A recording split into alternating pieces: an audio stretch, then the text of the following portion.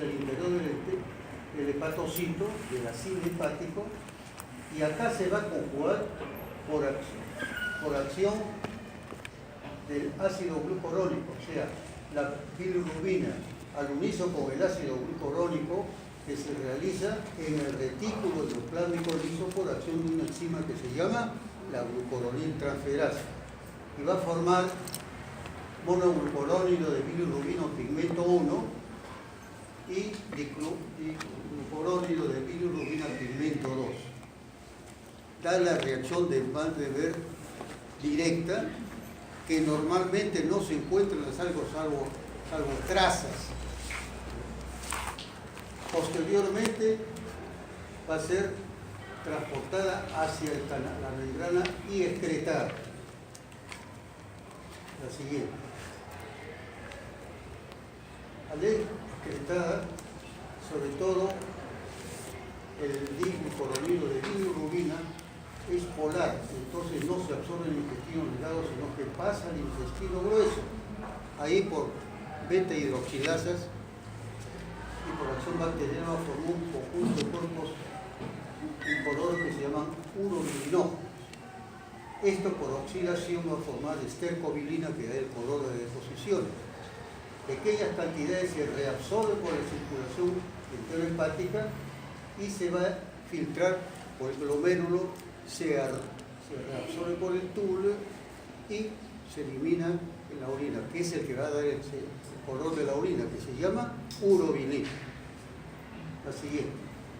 En resumen, los pasos en la formación de la bilirrubina son, primero, su formación en el sinusoide, es captado por estas proteínas, es conjugada en el retículo endoplasmico liso y es excretada por el canalículo biliar. El canalículo tiene vellosidades que permiten el pasaje de la bilirrubina junto con los dos elementos a través del intestino. Bien, veamos ahora cuáles son los mecanismos por los cuales se incrementa la bilirrubina, tanto la no conjugada o indirecta o la conjugada o directa. La siguiente. Ustedes seguramente en sus libros van a encontrar una que es la más conocida, prehepática, hepática o poshepática. Esta que les voy a referir es más que todo funcional. Fíjense. Formación excesiva de bilirrubina, conjugación defectuosa de la bilirrubina. Estas dos, en estas sobre todo va a haber incremento de qué bilirrubina, la no conjugada, porque hay hemólisis. O también cuando hay defecto de la enzima que tiene que ayudar a la conjugación. O sea, cuando hay ausencia o disminución de la enzima glucuroniltransferasa, también va a predominar la bilirrubina no conjugada. Y con excreción defectuosa es cuando ya se conjugó, es bilirrubina directa. La siguiente. Formación excesiva de bilirrubina, procedente de los eritrocitos circulantes a destrucción excesiva, o procedentes, y ese es el otro mecanismo. El primero que les he dicho es por gran hemólisis, y la segunda es que no es por inmadurez de células en la médula ósea, sino porque hay problemas en la distribución y sobre todo en las proteínas del núcleo del hígado y de eritrocitos que no han madurado, como sobre la médula ósea. Siguiente. Conjugación por deficiencia de enzimas sociales que me acabo de decir, o por defecto en el transporte al interior de las células hepáticas. Y la tercera, la siguiente, por defecto congénito del transporte al canalículo biliar, ahí lo que prevé la bilirrubina conjugada, por lesión hepatocelular también, y por colestasis intrahepática o extrahepática. Y si es extrahepática es benigno, el 90 o el 95% es un cálculo, o a veces parásitos, como, ¿cuál es el parásito? ¿Cómo se llama? ¿Cómo? Fasciola. Y la otra, más frecuente, que forma ovillos, no, debe decir áscares nigricol, o de naturaleza maligno por neoplasia. Bien, vamos a ver cada uno de ellos su mecanismo por qué se incrementa. La siguiente. Formación. Hay una destrucción severa de glóbulos rojos y por lo tanto hay aumento de la expresión de bilirrubina no conjugada. Y esta bilirrubina se incrementa en la sangre. Como está unida a la uña, no filtra por dentro, entonces las solinas serán polúricas o apolúricas. Apolúricas. Pero también el hígado conjuga y excreta en gran cantidad el intestino. Entonces se va a formar una mayor cantidad de ¿qué? De urobilinógeno fecal. Esto se reabsorbe por la circulación y se elimina también por la orina. Entonces, en estos casos, ¿qué vamos a encontrar? Incremento de bilirrubina no conjugada, orinas apolúricas o normales y heces hiperpigmentadas. Ejemplo de estos, acá tenían ustedes, infecciosas, paludismo, Bartonella, o sea, la enfermedad de Carrión, o por septicemias a gran nivel. Agentes químicos, plomo, arsénico, ¿qué dice arriba? Veneno de animales, de las serpientes sobre todo, o también de la mordedura de araña, la famosa Loxosceles laeta, que va a producir hemolis. Reacciones inmunológicas, claro, factores o reacciones por transfusiones, y también ictericias hemolíticas congénitas, anemia falciforme, esferocitosis hereditaria, hemoglobina paroxística no. Todas ellas van a producir incremento de bilirrubina no conjugada por la gran destrucción de glóbulos rojos. Recuerden bien eso. La siguiente. El otro mecanismo es, hemos dicho, porque hay déficit de la enzima glucuronil transferasa. Entonces hay un defecto de la conjugación y esta bilirrubina no conjugada pasa a la sangre y como ven usted está incrementada. E igualmente, como es no conjugada, las orinas serán normales o apolúricas. Y hay poca formación de urobilinógeno fecal porque la conjugación y la excreción está disminuida y las heces habrá menos urobilinógeno. Entonces habrá discreta hipocolia. La siguiente. Acá tenemos, perdón, la unidad. Acá son las patologías o síndromes que van a producir este tipo de por déficit de enzima. Uno tenemos el síndrome de Crigler-Najjar, o llamado también hiperbilirrubinemia congénita familiar no hemolítica. Y hay dos formas. 1 y 2. La una, hay ausencia total de la enzima glucuronil transferasa y se transmite hereditariamente de carácter recesivo y que como tiene afinidad por el tejido adiposo de las células nerviosas va a producir una entidad que se llama kernícteros y que es, en este caso, no hay como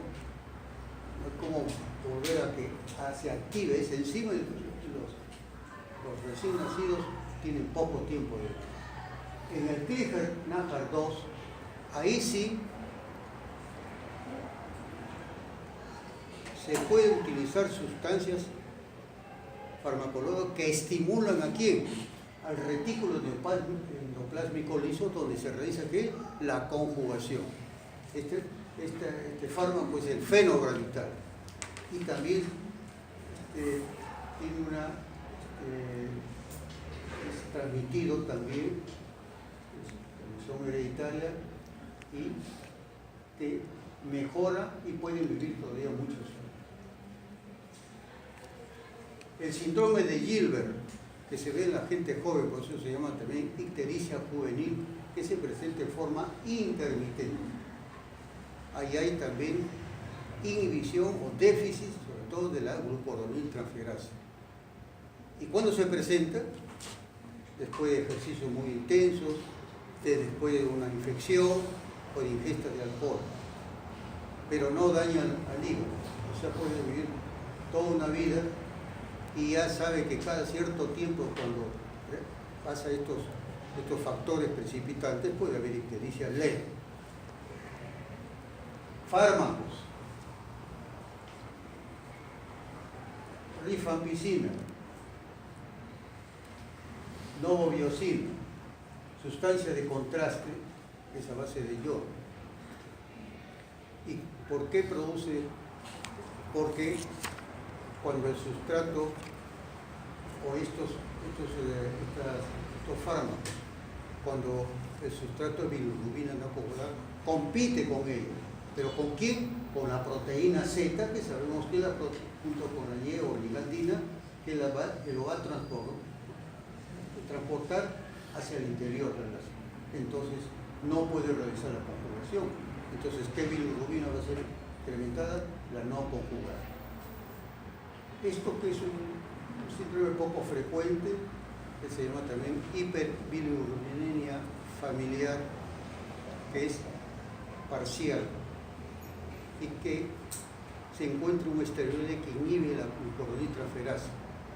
Se encuentra en la sangre de estos niños y de la mujer gestante este esteroide.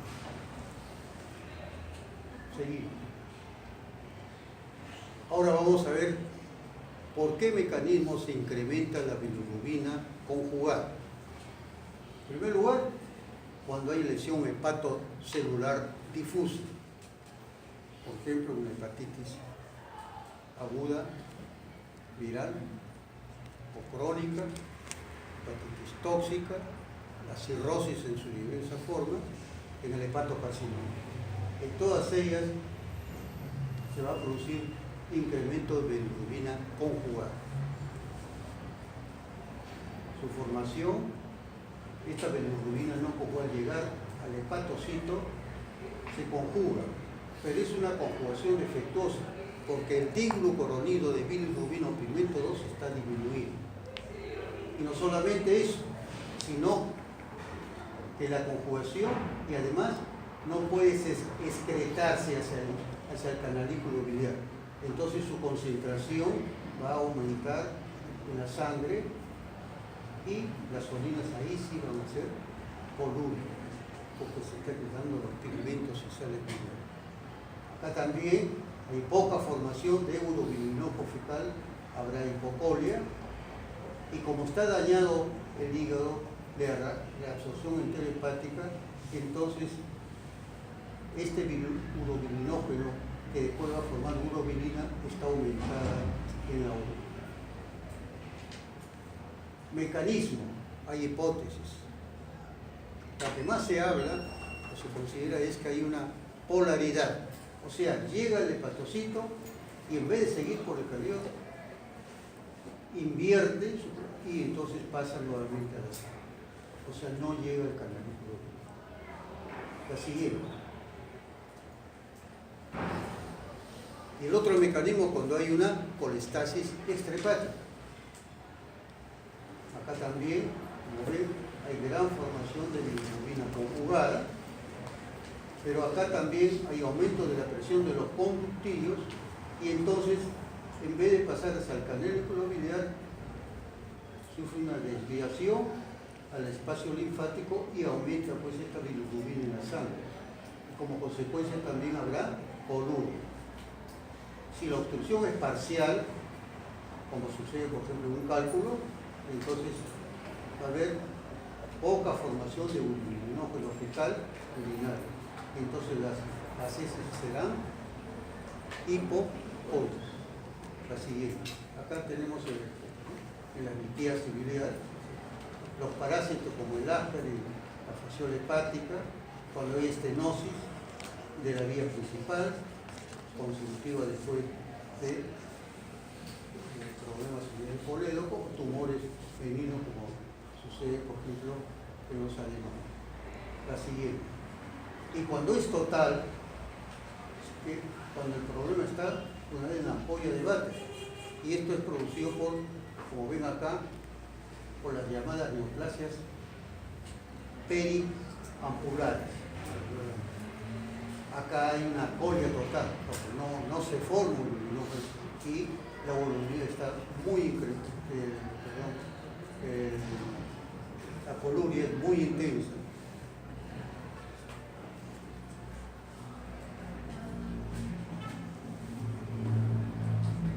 Cuando digo neoplasias periampulares, estamos refiriendo a neoplasia de ampolla de Bates, de cabeza de páncreas, de colédoco terminal, o la que está más arriba, que es en el hepático común, llamado colangiocarcinoma o tumor de Klatskin, también recibe ese nombre.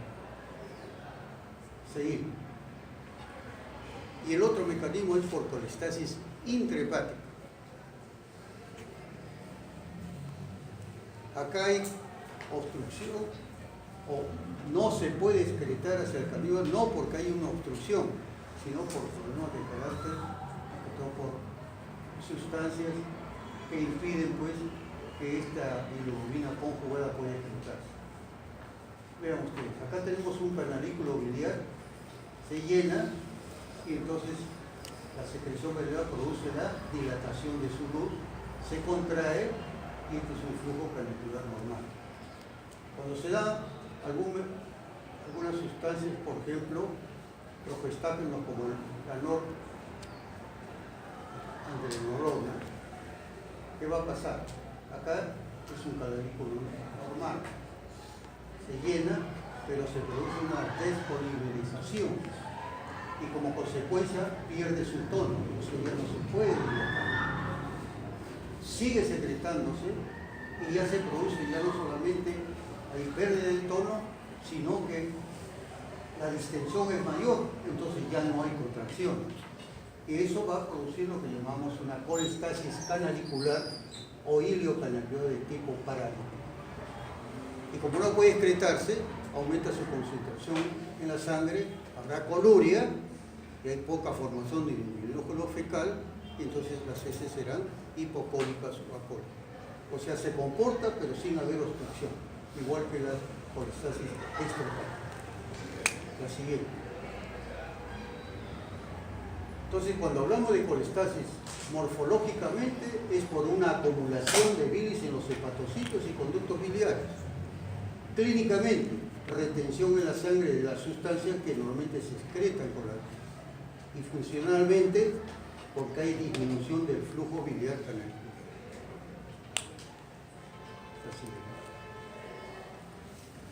Pero nos interesa saber, cuando se trata de colestasis intrahepática, ¿qué factores hacen que se produzca esta colestasis intrahepática? Acá tiene un esquema anatómico del sistema biliar. El hepatocito, sinusoide, el canalículo biliar, que son como esos dos canales que forman parte del hepatocito y que no tienen pared propia.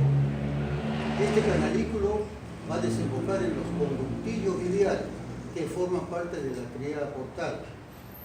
Estos continúan por los conductos interbiliares que al unirse van a los conductos septales.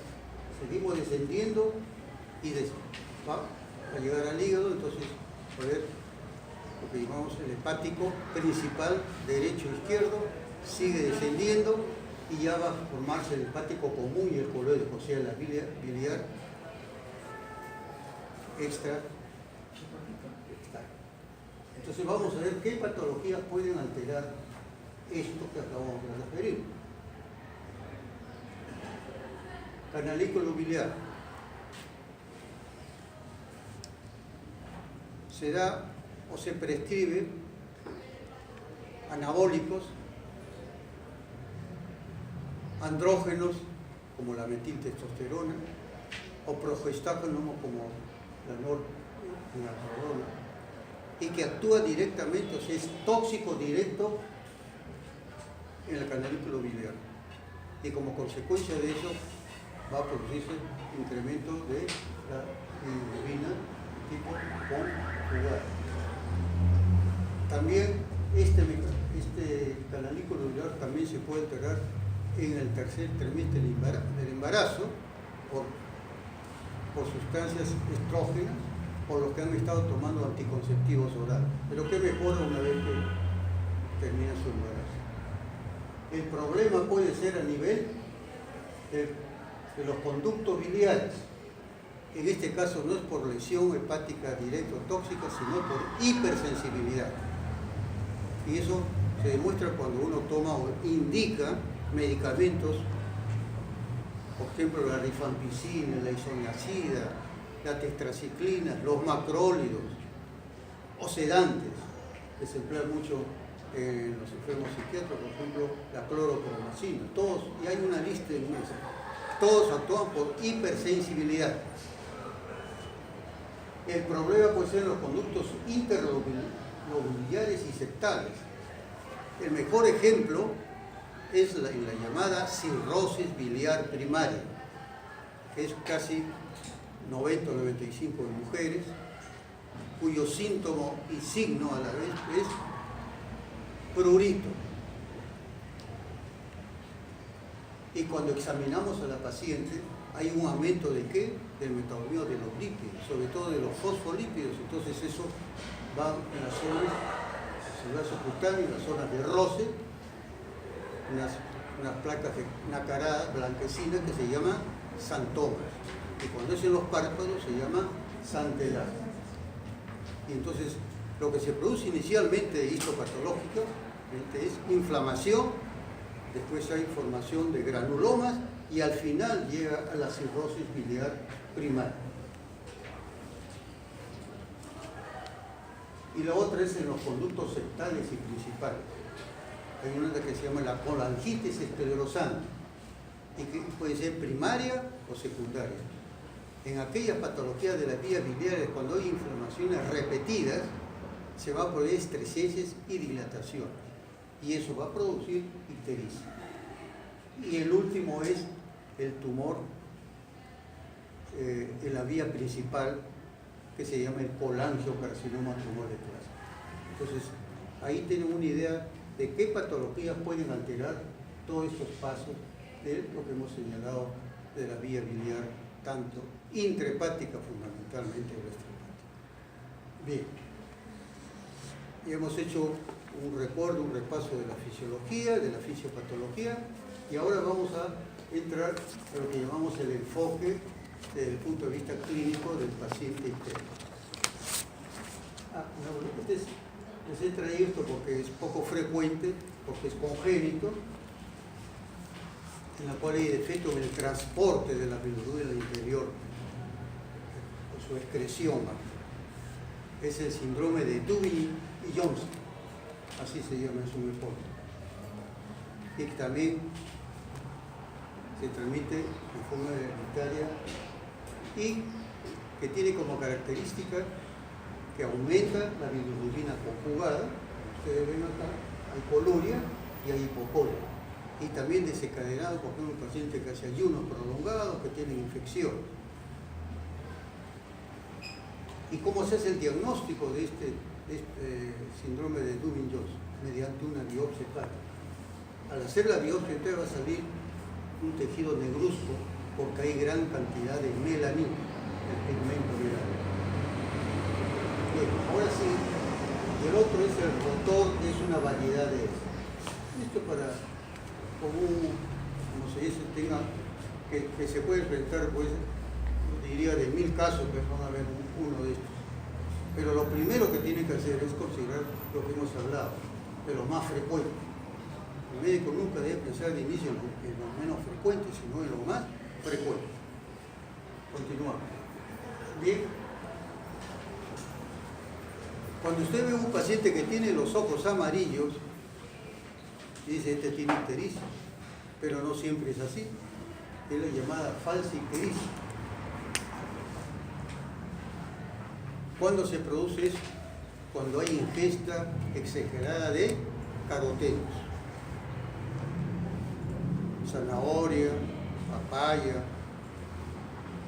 ¿Y cómo lo diferenciamos? Rápidamente.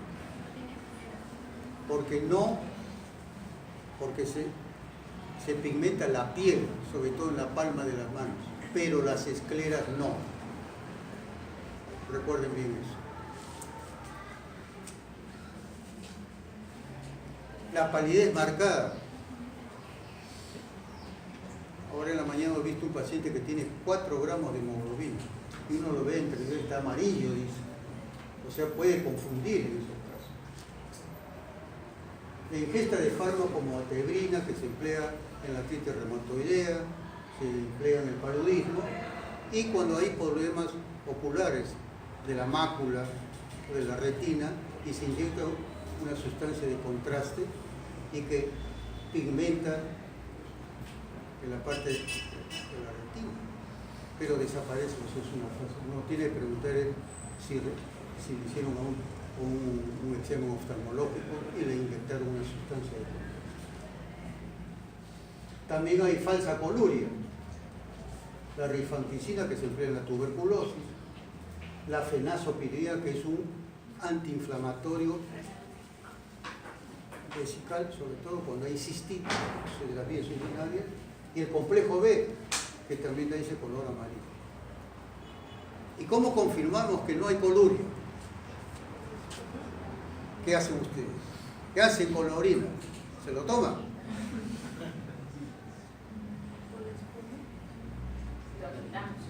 Lo agitan y vemos la espuma. Si la espuma es amarillo, me está confirmando que es coluria, pero si es blanca, es una falsa coluria. Así de sencillo. En lo que se refiere a ictericia, siempre debe observar orina y heces. Dice, doctor, es de color blanco. Hay que esperar que haga su deposición, lo acompañamos y vemos. De repente no es blanco, es normal o es de color cremoso, o sea, hipo. Entonces siempre recuerden eso. Es lo mismo que la melena. Siempre, como dicen, ojito, ojito. No es que el paciente nos quiera, como dicen, sacar la vuelta, sino ustedes sé como Santo Tomás. ¿Saben quién fue Santo Tomás? Ustedes son cristianos, ¿no? No es cristiano, todos son ver para creer, porque fue el único de los apóstoles que dijo, mientras yo no vea sus heridas, no voy a creer. Y le hicieron ver. Y hay algunos ya fanáticos que dicen, aunque lo vean, no lo creen. Continuamos. Historia clínica. Dentro de la filiación, la edad, o sea, te dicen la infancia, la adolescencia, los adultos, el sexo, qué patologías son más frecuentes en el hombre, en las mujeres, la ocupación y lugar de procedencia. Así es. Infancia y adolescencia, aquellas, lo que acabamos de hablar, de estas ictericias congénitas, la hepatitis viral, pero ¿cuál de ellas? La virus A. Ahora que ya los niños, para darle estimulación temprana a los 2 años, ya está yendo a los niños. Juegan esto, después un poquito más grandecito, su comidita por ahí. En el adulto, hepatitis viral aguda y crónica, fundamentalmente, aparte de la B y la C. Cirrosis hepática en su forma alcohólica o posthepatítica. La pancreatitis aguda y crónica, relacionada fundamentalmente al alcohol y la patología biliar, que son las 2 causas más frecuentes. Hay otras más, pero repito, el médico siempre tiene que pensar con criterio de frecuencia. Si no hay antecedentes, ya tengo que buscar otras causas, puede ser medicamentos, etcétera, etcétera. Litiasis biliar, cirrosis biliar primaria y neoplasia maligna. La siguiente. En el sexo del hombre, cirrosis, ya hemos visto, hepática, pancreatitis aguda y estas neoplasias. Del hígado, o sea, el hepatocarcinoma, y de vías biliares tenemos las neoplasias periampulares, o sea, lo que acabamos de decir, cabeza de páncreas, ampolla de Vater, colédoco terminal, tumor de Klatskin. En la mujer la patología biliar es mucho más frecuente que en el hombre. La cirrosis biliar también y el carcinoma vesicular. Lo siguiente. La ocupación y lugar de procedencia. ¿Quiénes son los más expuestos a adquirir virus B o virus C? Los trabajadores de salud. No solamente el médico internista, el cirujano, los médicos que trabajan en laboratorios de patología clínica, el personal que saca las muestras, los odontólogos. Entonces, esto es muy importante. Leptospirosis, hemos dicho, que son los que trabajan en el campo, hay aceques y roedores, en los pies descalzos, y por ahí ingresa esta espiroqueta. Y la tirosis hepática relacionada igualmente, y el hepatocarcinoma cuya causa fundamental es la hepatitis B. Pero también, le dijimos en la primera clase, ellos que trabajan en grandes silos donde hay cereales y sale una cáscara de un polvillo que es un hongo que se llama aflatoxina y que puede ser un factor para el hepatocarcinoma. Pero esto no es una. Y la procedencia de hepatitis B y C. ¿Cuál es la zona endémica en nuestro país de hepatitis B? ¿Cómo? No escucho, perdón. ¿Qué dijo? Ayacucho. ¿Pero qué parte de Ayacucho? Guanta, indudablemente. Después hay otra zona que se llama San Francisco, que también es zona de montañas, ¿cierto? Entonces hay que tener presente eso. ¿Y por qué es importante? Cuando ustedes van a hacer su serum y tienen la suerte de ir a Guanta, y ahí van a ver de todo como en botica. No, yo solamente va a haber una gestante y que está histérica. ¿Y cómo va a salir ese niño? Histérico. Porque es una transmisión vertical. O al momento del parto, el momento de cortar el cordón. ¿Qué significa? Ustedes dicen, por lo menos al niño que lo vacunen. ¿Por qué razón? Porque si no, con el tiempo ya no tiene ictericia, pero ahí está el virus, que está produciendo necrosis lentamente y lleva a otra etapa que se llama hepatitis crónica activa. Y de ahí pasa a cirrosis y por último hepatocarcinoma. Y hemos tenido la oportunidad de ver de esa zona hasta 4 casos de 18 y 20 años de hepatocarcinoma. Por eso es obligatorio en esas zonas donde hay prevalencia de a todo niño de esa zona, a todos hay que vacunar. Ustedes también debían vacunarse. Ya están en los hospitales. Entonces, siempre es bueno prevenir. La fiebre amarilla fundamentalmente es de la selva. Y la tirosis en la Sierra Central, también en la Sierra Sur. La siguiente. Y cuando vemos un paciente ictérico, que es el síntoma principal por la que vienen los pacientes, tienen que hacer en su interrogatorio cómo se inició. ¿Fue brusco, insidioso o brusco y después insidioso? La duración, la intensidad del tinte y la evolución. Acá tenemos los 3 tipos de compromiso que produce aumento de las bilirrubinas, tanto no conjugadas como conjugadas. Si es hemolítica, es brusco, hace una crisis hemolítica, se incrementa, pasado esto, vuelve a su coloración normal. Hepatocelular. En una hepatitis viral aguda hay una etapa que se llama previo a la aparición de ictericia. El paciente tiene dispepsia, parece un resfriado, tiene gran astenia, anorexia, y después aparece la ictericia.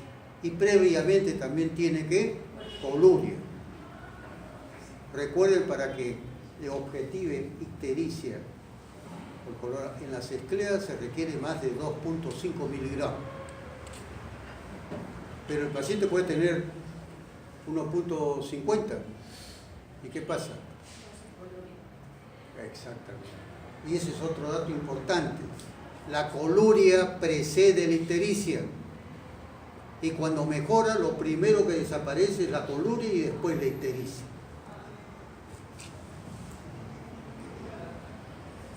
Acá hablamos de las hepatocelulares, ¿no? En las colestasis, brusco, un cólico biliar, ya sea de la vesícula o del colero. Insidioso cuando hay neoplasia. Esta ictericia es progresiva. Un ejemplo, la neoplasia de cabeza y páncreas. No aparece bruscamente, sino lentamente y nunca desaparece del todo. Pero hay una neoplasia que sí disminuye para volver a aparecer. La neoplasia de ampolla de Vater. ¿Y por qué razón? Porque esa neoplasia muchas veces se necrosa y entonces permite que la bilis pase al intestino. Y al mezclar, entonces, pero como sangra, ¿qué cosa va a haber en las exposiciones? Melena. Y en los libros dicen, yo no he tenido oportunidad, es probable que algún colega haya tenido la oportunidad de ver, que al mezclar la bilis con la sangre da un color plateado. Excepcional, pero sí melena. Y el paciente dice, qué bien ha mejorado. Pasa un tiempo, ya se esfaceló, se cerró, vuelve otra vez.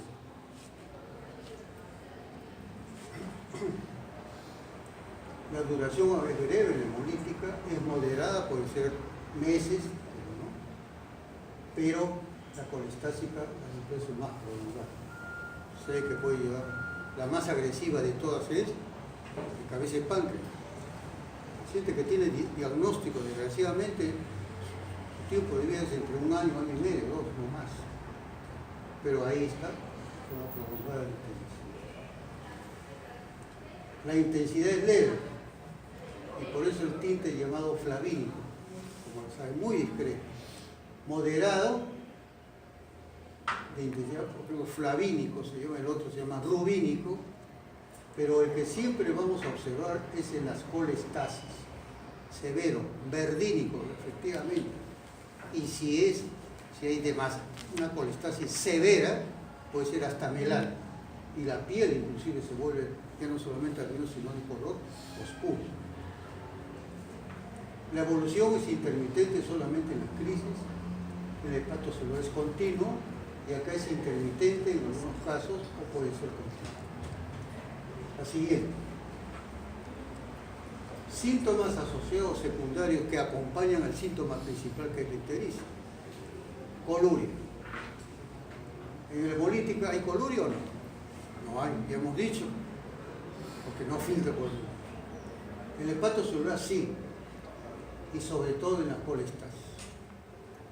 Decoloración, que hemos dicho, cuando hay hemólisis, más bien están hiperpigmentadas. El hepatocelular, realmente no hay. En algunos casos puede haber una discreta, pero sí en las colestasis hay o hipocolia o acolia. Dolor. En las crisis hemolíticas puede haber dolor abdominal que cierra la cara posterior y a las extremidades. El hepatocelular, a ver, ustedes que han dado el examen de cardiología, ¿qué patología cardiovascular produce dolor en el hipocondrio derecho? se olvida. ¿En qué síndrome? ¿Cuál es el síndrome que se le enseña en el aparato cardiovascular? Ajá. Hay congestión. Recuerden que el tercio de la sangre total lo tiene el hígado, que pesa casi 1,5 kilos. ¿Y quién lo envuelve al hígado? Y el peritoneo tiene inervación. Se distiende y tiene dolor. Este es un ejemplo.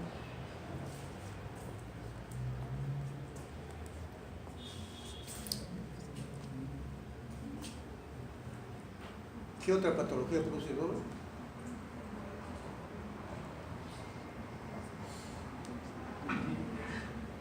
La cesta hepática, por ejemplo, el cólico biliar, muy característico. La pancreatitis aguda es un dolor severísimo que puede llegar hasta el shock. Prurito, colestasis. Y la mejor expresión que es lo que acabamos de decir, la cirrosis biliar primaria. Fiebre. En el hepato celular puede haber fiebre. ¿Cuál de ellas? En las hepatitis tipo B. ¿En la colestasis hay fiebre o no? ¿Qué le parece a usted? Si está obstruido, ¿qué pasa con esa bilis? Que no se excreta, se infecta. ¿Quién infecta? Al canalículo biliar.